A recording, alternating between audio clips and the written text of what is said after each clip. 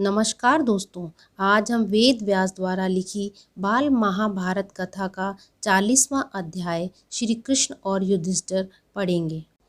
महाभारत के युद्ध की समाप्ति के बाद श्री कृष्ण 36 वर्ष तक द्वारका में राज्य करते रहे।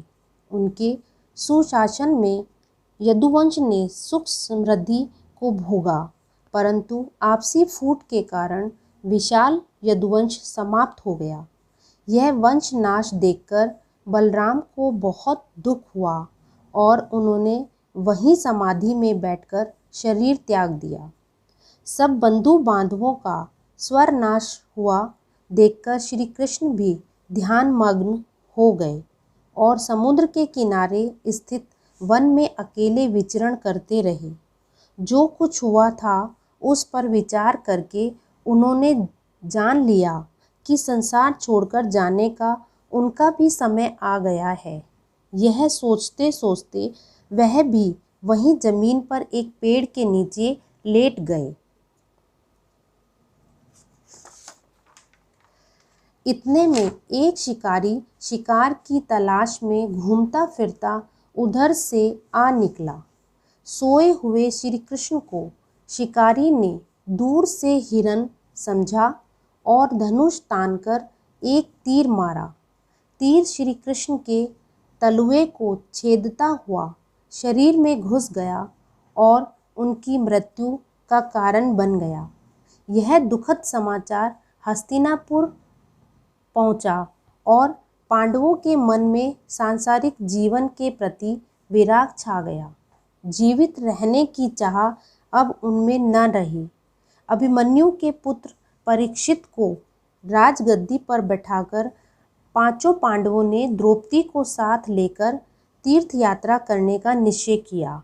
वे हस्तिनापुर से रवाना होकर अनेक पवित्र स्थानों के दर्शन करते हुए अंत में हिमालय की ओर चल दिए।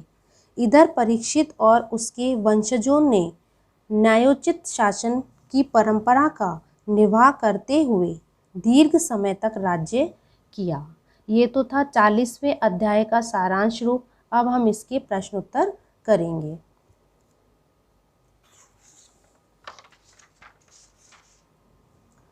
प्रश्न पहला, महाभारत युद्ध के बाद श्री कृष्ण ने कितने वर्षों तक द्वारिका में शासन किया?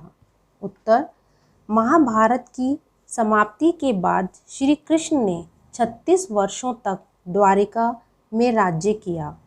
प्रश्न दूसरा, बलराम को अपना शरीर क्यों त्यागना पड़ा? उत्तर, अपने यदुवंश का अंत होते देखकर वह बहुत दुखी हुए, इसलिए उन्होंने वहीं समाधि पर बैठकर अपने शरीर का त्याग कर दिया। प्रश्न तीसरा, यदुवंश का पतन क्यों हुआ? उत्तर, आपसी फूट के कारण यदुवंश का नाश हुआ। प्रश्न चौथा, श्री कृष्ण को किसने व कैसे मारा? उत्तर, श्री कृष्ण को एक शिकारी ने मारा। वह शिकारी शिकार की तलाश में घूमता फिरता उधर से आ निकला। सोए हुए श्री कृष्ण को हिरन समझ लिया और धनुष तानकर तीर मारा, जो श्री कृष्ण के तलुए को छेदता हुआ उनके शरीर में घुस गया और उनकी मृत्यु का कारण बन गया। प्रश्न पांचवा, श्री कृष्ण की मृत्यु के बाद पांडव कहाँ चले गए? श्री कृष्ण की मृत्यु के बाद पांडव अभिमन्यु के पुत्र परीक्षित को राजगद्दी पर बिठाकर तीर्थ यात्रा करते हुए हिमालय की ओर चल पड़े।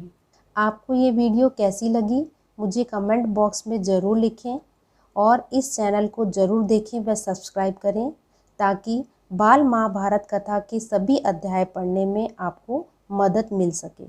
धन्यवाद।